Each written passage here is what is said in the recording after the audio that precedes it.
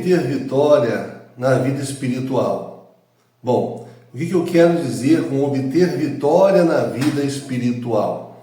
Hoje nós sabemos que somos afetados por 3 inimigos. Inimigos que andam de mãos dadas. Nós temos o pecado, o mundo e o diabo. E todo cristão que é nascido de Deus tem esse desafio. O desafio de vencer o pecado, o mundo e o diabo. E o que nós vemos nos dias de hoje? Nós vemos que muitas famílias cristãs, muitas pessoas, não conseguem obter essa vitória. Por quê? Meu povo é destruído por falta de conhecimento. Então a intenção desse vídeo, desse devocional, é trazer esse conhecimento para você, de como é que você vai obter vitória na sua vida espiritual, ou seja, como é que você vence o pecado, o mundo e o diabo. Primeiramente, você tem que entender como é que esses parentes próximos, eles agem conjuntamente, né? Nós vivemos no mundo. O que é o mundo, no seu sentido pejorativo, né? É um sistema de valores, valores que são contrários aos valores do reino de Deus e que impõem a uma cultura, uma vida de pecado para o ser humano. Nós temos, por exemplo, a nossa cultura, e que faz parte do mundo, o individualismo, o materialismo, o relativismo, o niilismo, o hedonismo, o racionalismo. São elementos culturais que permeiam, que formatam a mente do ser humano a viver uma vida totalmente distante de Deus. E as pessoas que assim vivem sequer têm consciência disso. Acham que, pensando dessa maneira, conseguem agradar a Deus simplesmente pelo fato de irem à igreja aos domingos, ou de praticarem alguma caridade, ou porque seguem algum código de conduta moral e acham que isso é suficiente, quando na verdade, se a pessoa tem esse tipo de mentalidade, uma mente mundana, essa pessoa ela acaba vivendo uma vida inevitavelmente de pecado, por mais que ela não tenha consciência disso. E essa vida de pecado afasta ela de Deus. Então nós temos um mundo que formata a nossa mente para viver uma vida de pecado. Não conseguimos vencer o pecado sem primeiro mudar a nossa mentalidade, né? Substituir esses valores pelos valores do reino, correto? Isso é possível por meio da verdade. Por isso que a Bíblia vai dizer que a verdade é que liberta, conhecereis a verdade vos libertará. Então é pelo conhecimento da verdade que você é liberto dessa opressão mundana, do pecado. E uma vez livre do pecado, você é livre das setas diabólicas, das demandas do inferno, né? Das iniciativas do diabo sobre a sua vida. Muitas das vezes você vai à igreja, você se diz cristão, você lê a Bíblia, você ora, e você não entende por que o diabo ele tem tanto poder sobre a sua vida e você não consegue vencer isso. E provavelmente isso acontece porque você não teve uma mudança de mentalidade, uma metanoia, um novo nascimento, você não tem um conhecimento da verdade profundo e também prático, né? Não basta só conhecer, tem que praticar, para você viver essa vida realmente livre do diabo, livre do pecado, né? Então essa libertação você vai obter através da palavra de Deus, tá?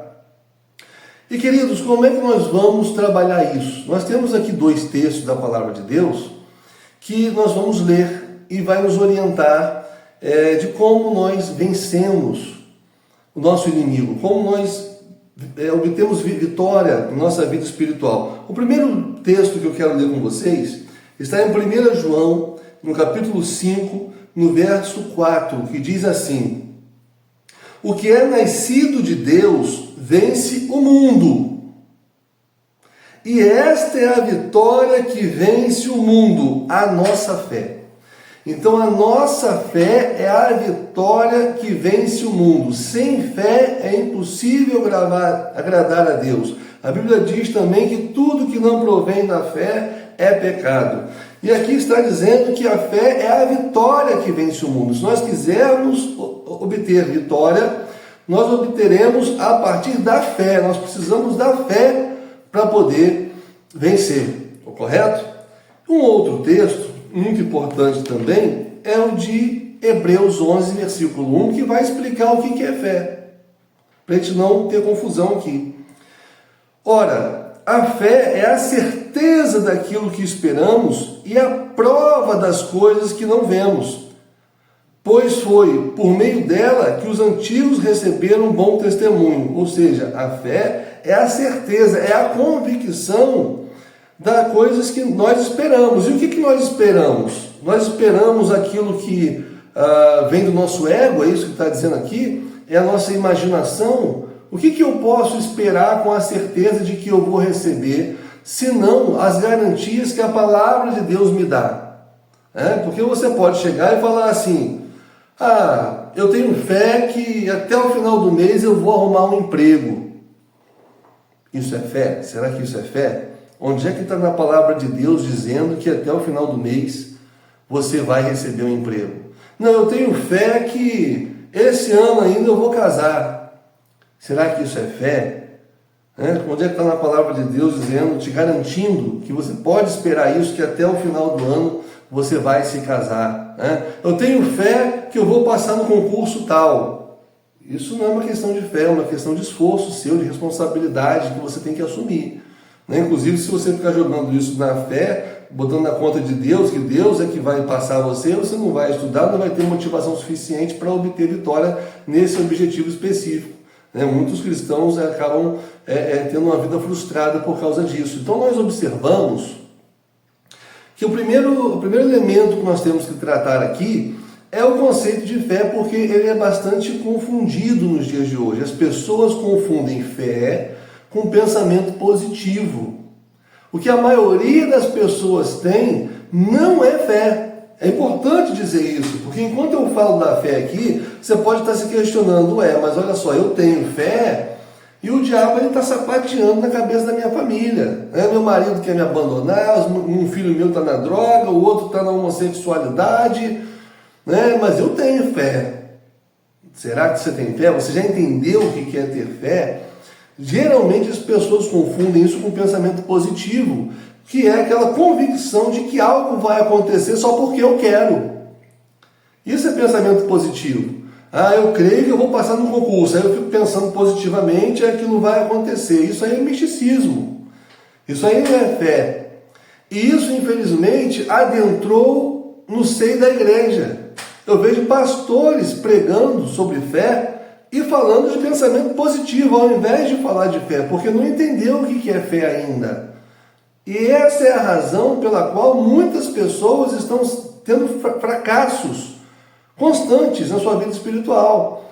Porque não tem a fé que deveria ter para poder vencer os inimigos, o pecado, o mundo, o diabo. Não tem uma fé, acham que tem fé, confundem com pensamento positivo. Isso entrou na igreja de uma forma avassaladora. Por volta de 1950, nós não tínhamos, por exemplo, consultórios de psicologia como nós temos hoje. A psicologia já existia como pesquisa, como estudo, mas o profissional, o psicólogo, isso começou lá nos Estados Unidos, por volta de 1950. E a psicologia naquela época era muito enviesada pela nova era, pelos movimentos da nova era. E dentre eles tem o pensamento positivo. O pensamento positivo primeiro entrou na psicologia daquela época, e um pastor chamado Norman Vincent Peale, esse pastor, ele começou a escrever sobre autoajuda. Foi o primeiro a escrever sobre autoajuda, fundamentado no pensamento positivo, mas colocando como se fosse fé. Ele escreveu mais ou menos uns 40 livros, e todos eles foram best-sellers, venderam muito.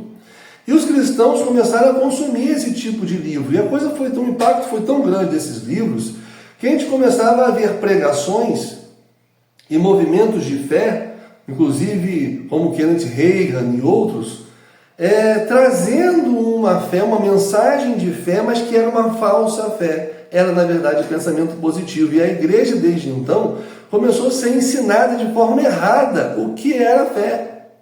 A ponto de que esse movimento de autoajuda, de pensamento positivo, acabou com os departamentos de aconselhamento bíblico que tinha antigamente. Antigamente, lá por volta de 1950, 1960, As igrejas nos Estados Unidos, elas tinham departamentos de aconselhamento bíblico, como não tinha psicólogo.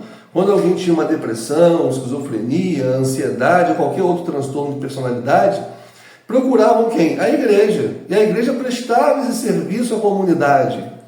E as pessoas saíam de lá muitas das vezes não só curadas, mas também convertidas ao Senhor Jesus. E qual era a ferramenta que eles utilizavam? A palavra de Deus, não era a psicologia. Hoje, quando você vai numa igreja e você tem um problema psicológico, né, um problema de depressão, muitas das vezes o que a igreja faz? Procura um psicólogo. Ora, por que procurar um psicólogo se eu tenho a palavra de Deus, que é uma ferramenta muito mais poderosa do que qualquer teoria psicológica? Eu não estou aqui falando mal da psicologia, do profissional psicólogo, nem estou dizendo que você não possa ir ao psicólogo, pelo amor de Deus. O que eu estou dizendo é que você tem uma ferramenta muito mais poderosa, que é a palavra de Deus, para poder te curar do que a psicologia, óbvio. Mas por que hoje não é aplicado? Porque hoje nós temos uma deficiência na fé.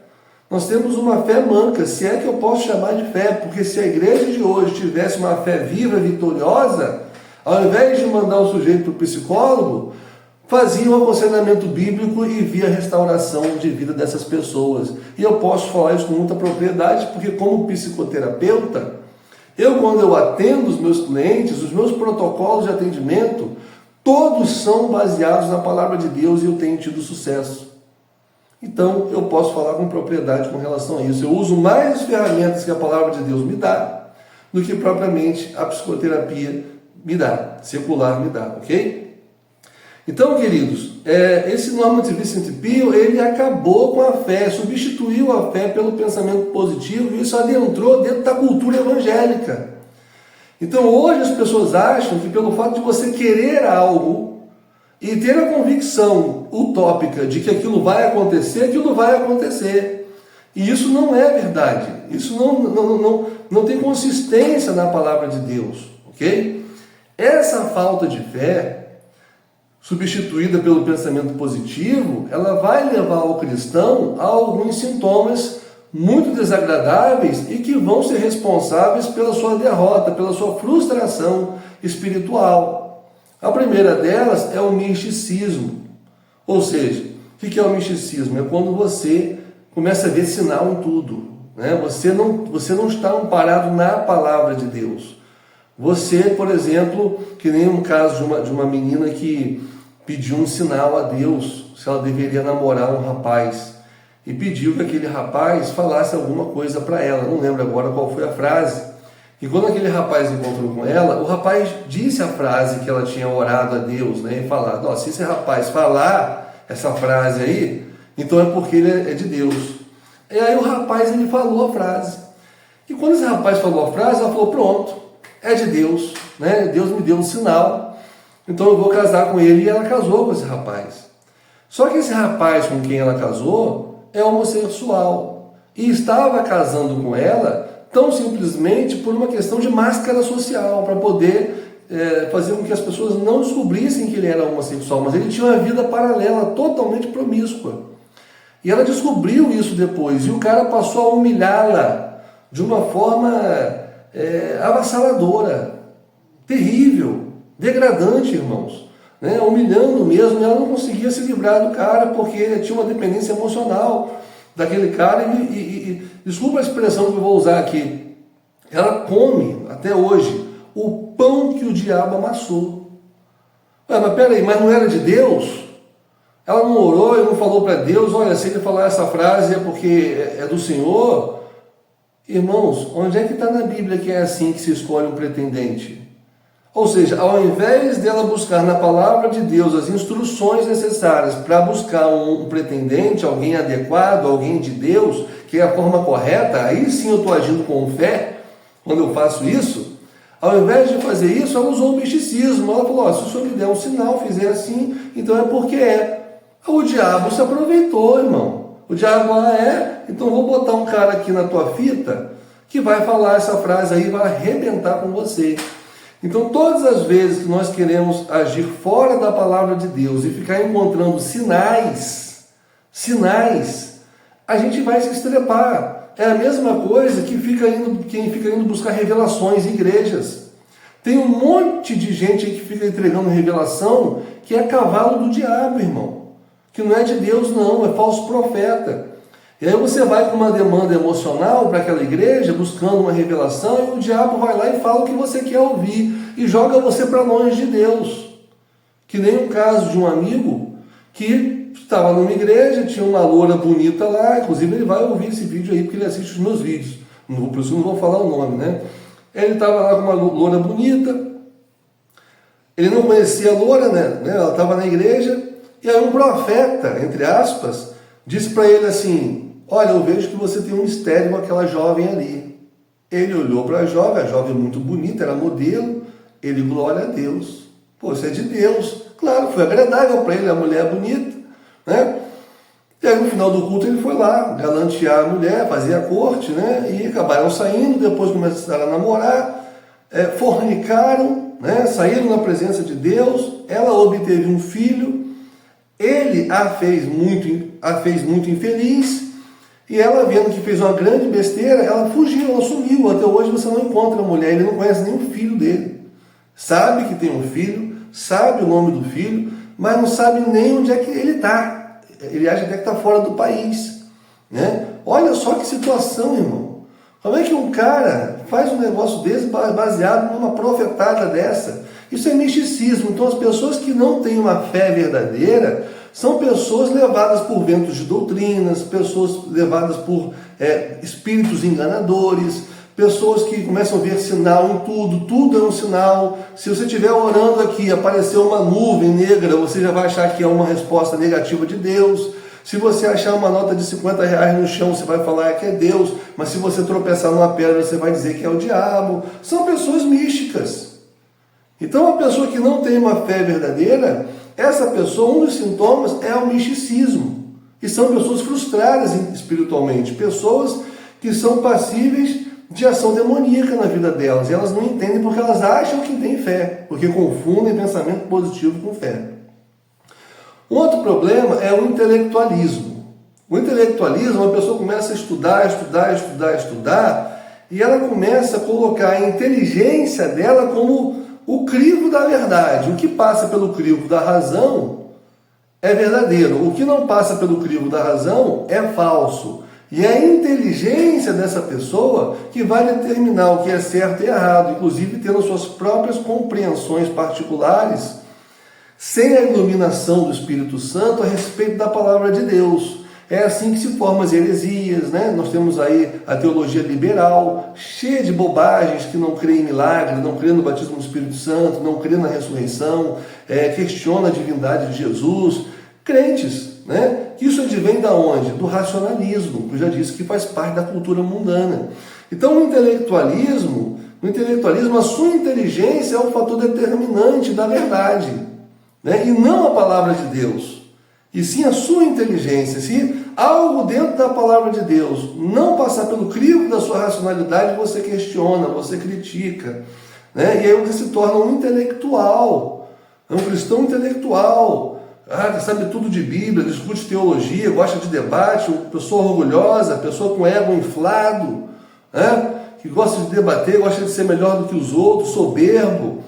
E aí quando você vai ouvir a vida da pessoa cheia de pecado, cheia de inveja, cheia de amargura, cheia de inimizade, cheia de dissensões com os irmãos, porque o orgulho leva a isso aí. Então o intelectualismo, que é muito comum observarmos na vida de alguns seminaristas, é um sintoma também de alguém que não tem fé, ou seja, que não está plenamente submetido às Sagradas Escrituras. Correto? O intelectualismo também é muito perigoso, né? É o que deu ensejo aí, teologia liberal e outras teologias que eu não vou falar aqui por uma questão para não gerar polêmica. Beleza? E nós temos também o sentimentalismo. Gente, o sentimentalismo eu vejo o tempo inteiro, né? É aquela pessoa que eu senti assim, Deus falou comigo. Mas Deus falou com você como, irmão? Deus falou no meu coração. A própria Bíblia vai dizer que o coração é enganoso. A própria Bíblia vai ensinar que do coração advém os homicídios, as blasfêmias e todos os outros males que nós vemos por aí, advém do coração. O coração é enganoso, o sentimento, ele engana você. Quer ver você pegar uma pessoa que é sentimentalista e você enganar essa pessoa? É você pregar na igreja e você pregar uma palavra muito emotiva. Aí você falar assim, sente a presença de Deus aí agora. Aí a pessoa sente emoção e ela confunde aquela emoção com a presença de Deus. Aí fala, que pregador maravilhoso, eu senti a presença de Deus. Ele é maravilhoso porque ela teve um sentimento, mas o cara às vezes não pregou a palavra. Às vezes ele pregou só heresia a noite inteira. E a pessoa sentiu a presença de Deus porque ela é tomada o quê? De emoção, de sentimentalismo. São sentimentos que vão determinar. Eu ia fazer um negócio, mas eu senti de Deus que não era para eu fazer. Mas você sentiu de Deus como? Eu não estou dizendo aqui, irmãos, que Deus ele não possa atuar e trabalhar nas nossas emoções. E falar conosco através das nossas emoções. É óbvio, Deus faz como Ele quiser. O que eu estou questionando aqui é aquela pessoa que tudo na vida dela, o critério, o parâmetro para ela tomar uma decisão é o sentimento, não é a palavra. Ao invés de buscar sabedoria e orientação na palavra, ela consulta o seu coração. E tem pessoas que são assim o tempo inteiro, né? O tempo inteiro elas estão consultando o coração e deturpam até a palavra de Deus, quando dizem assim, mas a Bíblia diz que a paz de Deus seja o árbitro em vosso coração. Como se eu sentir paz é porque é de Deus, se eu não sentir paz é porque não é de Deus. O texto não está falando disso. Essa é uma compreensão equivocada do texto. O texto não está falando disso, não está ensinando isso, né? É que todo o objetivo que nós temos que ter, esse objetivo tem que ser em busca da paz. Tá? Então, se eu for tomar uma decisão e aquilo vai comprometer a paz, a minha ou de alguém, eu não devo então tomar aquela decisão. Não está falando do sentimento, pelo amor de Deus.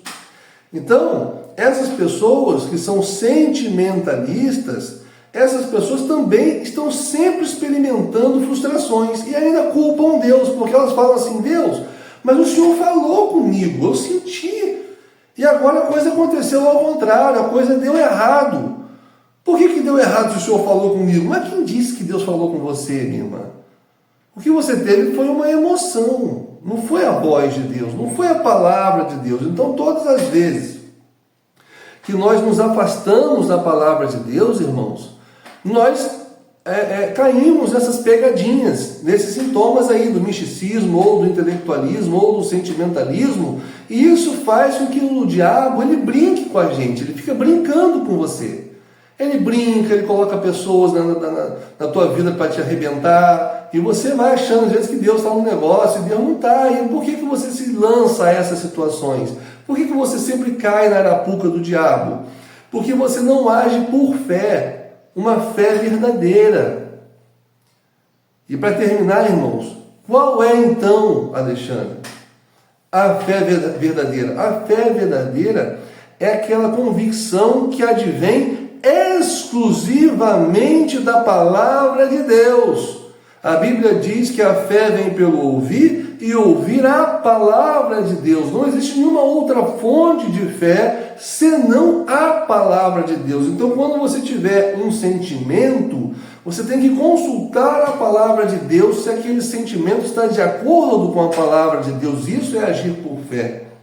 Se você, por exemplo, tem dúvidas sobre alguma questão porque racionalmente você não consegue entender aquilo, você deve buscar entender não à luz da sua lógica, mas à luz da palavra de Deus, e isso exige muita humildade, que os intelectuais orgulhosos não conseguem submeter, ter essa humildade de pegar e buscar a palavra de Deus. Então, fé verdadeira é você se afastar, submeter os sinais, submeter as revelações, submeter a qualquer estímulo externo, antes de julgar ser um sinal de Deus, submeter a palavra de Deus. O diabo, quando ele foi tentar Jesus no deserto, o diabo ofereceu algumas coisas, fez algumas propostas a Jesus, e Jesus se remeteu a todas essas propostas a quê?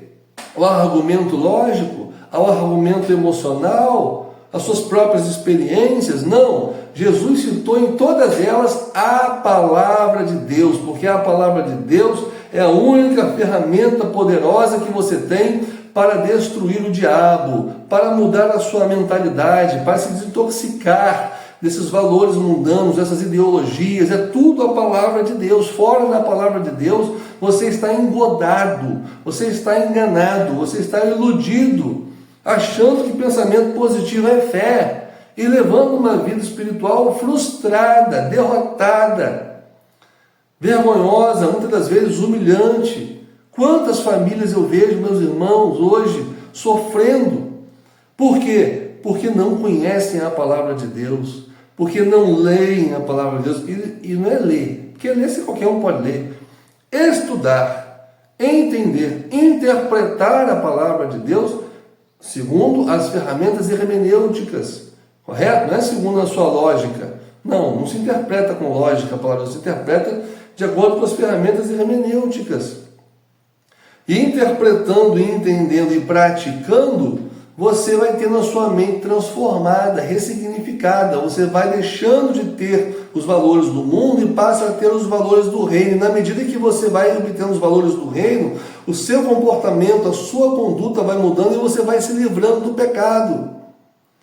E quando você é livre do pecado, porque não mais peca, e a Bíblia diz que o nascido de Deus não peca, falando do pecado para a morte, essa pessoa não tem mais o poder do diabo sobre ela, porque a Bíblia diz que o diabo não lhe toca, o diabo não pode lhe tocar.